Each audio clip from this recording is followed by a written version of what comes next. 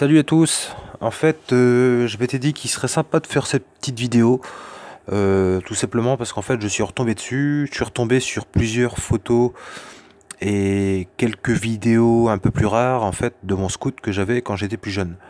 Donc, c'était il y a un peu plus de 15 ans, 15-16 ans au début que je l'ai eu. Et donc, je l'ai eu jusqu'à mes 18 ans. Donc, ça fait plus de 12 ans. Et voilà, je voulais vous montrer un petit peu, vous présenter mon scout, de ce qu'il en était. Donc c'est un next génération, donc MBK, un booster, année 97 ou 98, je me souviens plus, en couleur rouge, rouge bordeaux un petit peu, hein, je sais plus comment ça s'appelait à l'époque. Donc je l'ai eu d'occasion, il avait je crois déjà 7 ou 8 000 km, voire peut-être plus, je sais plus.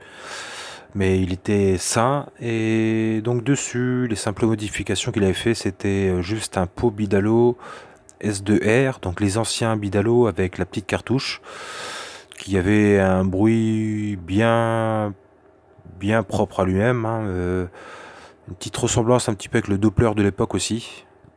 Ils avaient leur bruit bien particulier. Donc c'était les pots de l'époque, on va dire un petit peu passe-partout, qui étaient efficaces sur moteur d'origine, et les kits 50 aussi. Sur les kits 50, ça marchait assez bien. Donc ça marchait avec une petite configuration, quoi. Voilà. Pas non plus trop poussé. Après, à l'époque, on n'avait pas non plus énormément de pièces comme on peut avoir maintenant avec Internet, quoi. Donc voilà, je vais vous montrer un petit peu tout ça. Donc ça, c'est la première photo, enfin disons la photo la plus vieille sur l'évolution de mon scout. J'en ai pas quand je l'ai eu, en tout cas j'en ai pas retrouvé, mais c'est la photo la plus vieille de mon scout quand je l'ai eu. Modification que j'ai fait assez rapidement aussi, c'était de monter des jantes de nitro sur le scout. Donc forcément, il a fallu quelques modifs. Donc bon, sur les photos, je me souviens quand on les avait prises, donc il était pas nickel, il était même dégueulasse. Les caches de feu et clignotants. Et il me semble que c'est moi qui les avais mis. Donc vous remarquerez aussi sur la photo, c'est que j'avais pas de frein arrière. J'avais pas encore installé mon frein arrière, donc j'avais peut-être pas le matos, je sais plus. L'âge de l'étrier. Donc j'avais fait des pattes provisoires, hein. C'était pour pouvoir placer, avoir mes cotes, hein. C'était des pattes d'alu que j'avais dû faire.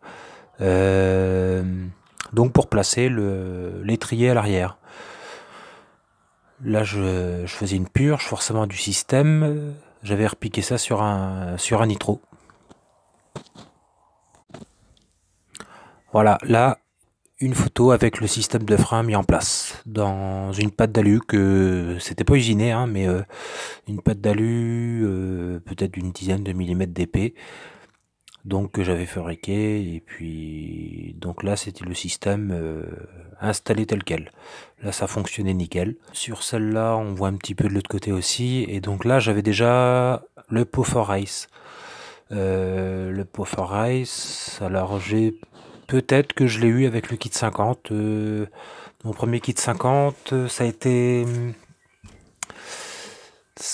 un kit 50 Athena Alu monosegment qui marchait bien, qui marchait très bien, avec lequel je l'avais mis un carbu, un DL Orto, un PHBN, si je me trompe pas, PHBN en 17.5, boîte air d'origine. Que j'avais remodifié un petit peu pour qu'elle puisse choper un petit peu plus d'air, mais voilà, ça restait discret, c'est ce que je voulais. Et donc là c'était le Forrace 1 de chez Polini. À l'époque c'était le pot de base que tout le monde voulait, qui n'était pas forcément accessible, mais je l'avais chopé d'occasion à un très bon prix. À l'époque on avait un petit peu la tendance là à polir assez facilement. Donc le forail c'était poli. Bon, c'est la jante arrière que j'ai fait en premier. Ensuite la jante avant plus tard. Donc ouais, c'était du boulot. Là c'est pareil, le bas moteur, fallait tout polir, parce que si on polissait une partie, on se disait putain ça va faire con, le reste c'est pas poli, donc hop, fallait tout faire. Donc c'était du nettoyage, du Belgum à fond. Donc par contre le rendu était impeccable. Donc là, arrivée du nouveau cylindre, c'était un Stage 6. Alors c'était au début, hein, au début que la marque existait, je me souviens. Donc là, un Stage 6 en 70, salut. Monosegment, ça c'était le Pro. Alors maintenant, je crois qu'ils appellent ça plus ou moins le Sport. Je suis pas sûr que ça soit exactement le même. Mais donc là, il était en monosegment, piston bombé, super cylindre, disons pour rouler régulièrement.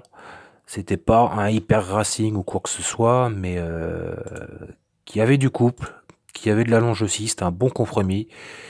Il était costaud. Après, j'ai envie de vous dire, le premier a fini par me lâcher. J'ai jamais compris pourquoi, mais il y a un bout de Nicasil qui s'est barré. D'ailleurs, je l'ai encore dans les cartons. Mais c'est dommage parce que sinon il était nickel. Donc un bout de Nicasil qui s'est barré. Et je suis repassé entre deux en kit 50 Polini Sport qu'on m'avait passé. Voilà, un petit peu de la récup, mais un Polini Sport fonte, bisegment.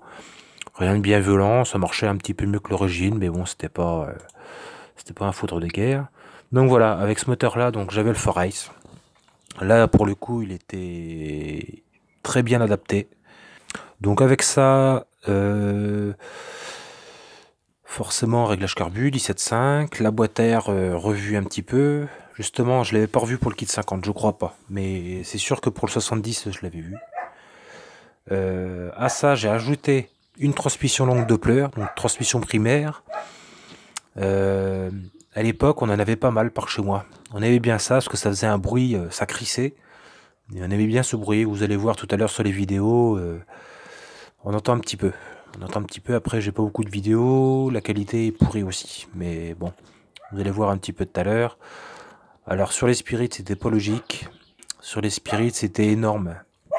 Ça a augmenté la transmission d'une trentaine de pourcents, 30 et quelques. Alors que sur les Nitro, ça a augmenté, je sais plus, 12 ou 17% je crois. 17%, donc c'était beaucoup plus facile à emmener qu'une 30%. La plupart de chez moi qui avaient une 30%, ils n'arrivaient pas à la tirer. Ou alors fallait du bon moteur, mais on n'en avait pas beaucoup. Donc du coup, j'ai récupéré une transmission longue Doppler de Nitro. Donc il a fallu que je récupère la transmission complète avec la partie secondaire. Et donc je me souviens, ça me faisait du 20-22% en plus. Donc voilà, j'étais content. Et lui, ce kit-là, il arrivait à la tirer sans problème, quoi. Donc le 70, toujours le Forace. Là, je l'ai passé en guidon street, un guidon Starbar. J'avais plus la mousse, mais voilà. Guidon Starbar, j'avais viré tous les commodos.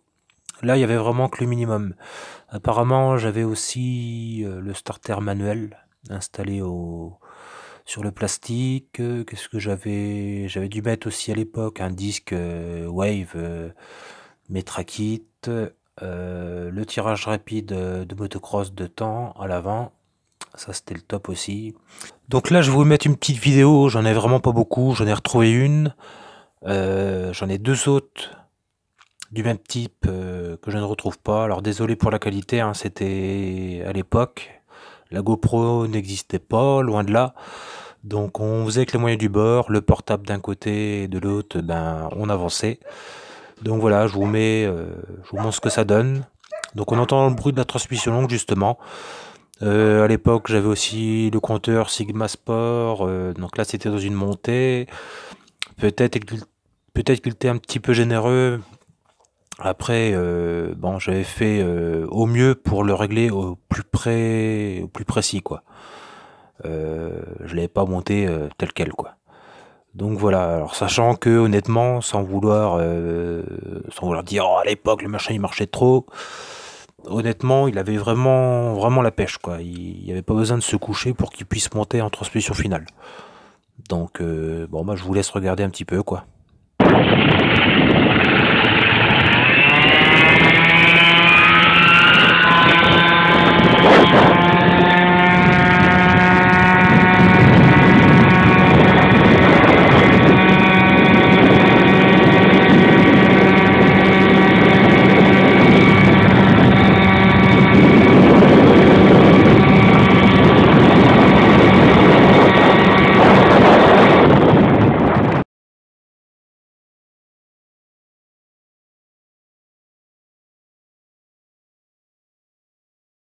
Donc voilà, c'était pour la petite vidéo.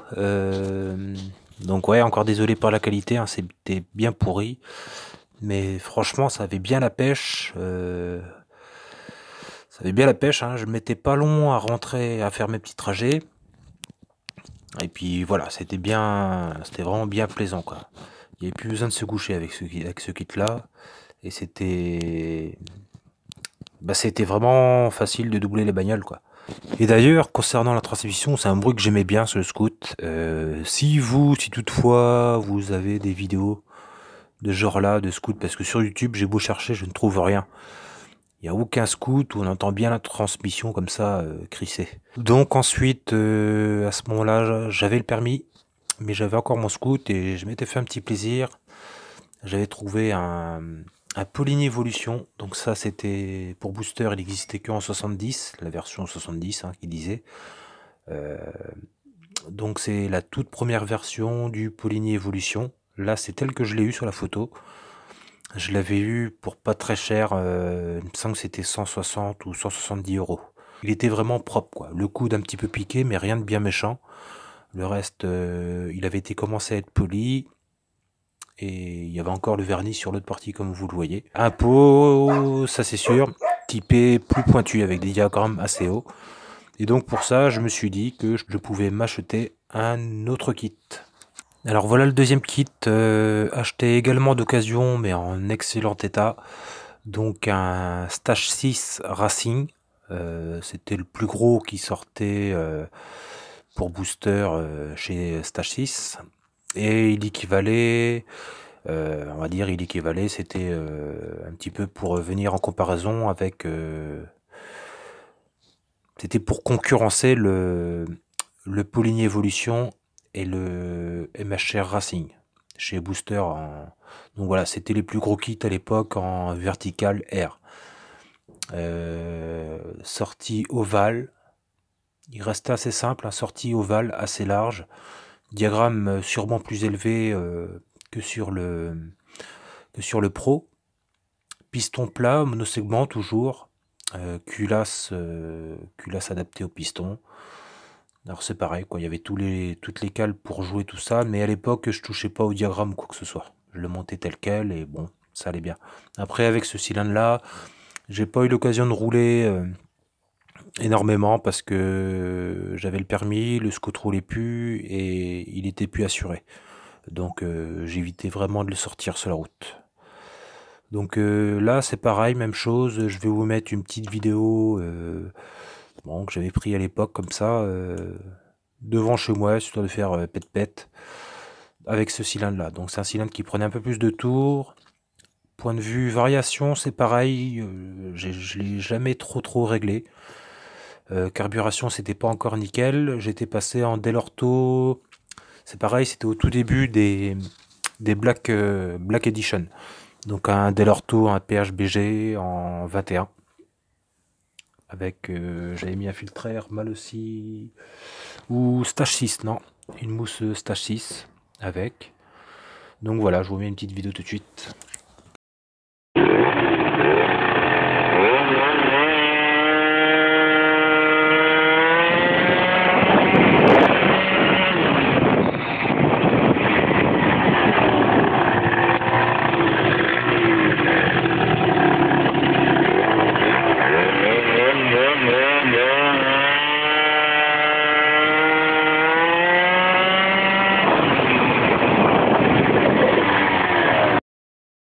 J'ai récupéré celle-là juste avant que le sien parte.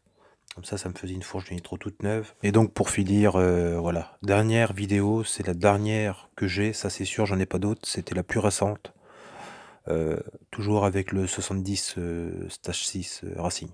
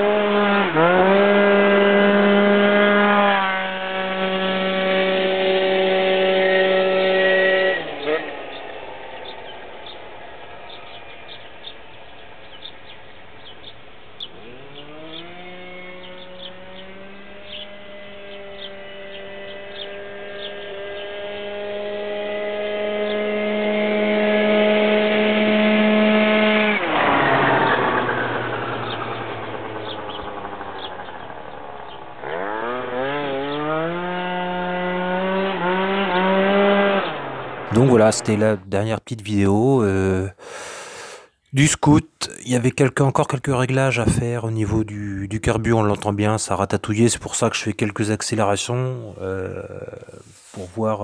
En fait, fallait ouvrir en grand. Si on faisait des parmi régimes, il avait tendance à ratatouiller. Donc alors à l'époque, j'y touchais pas trop, mais peut-être un souci au niveau de l'aiguille, j'en sais rien. Bref, mais une fois les gaz grands ouverts, ça partait bien, ça marchait bien.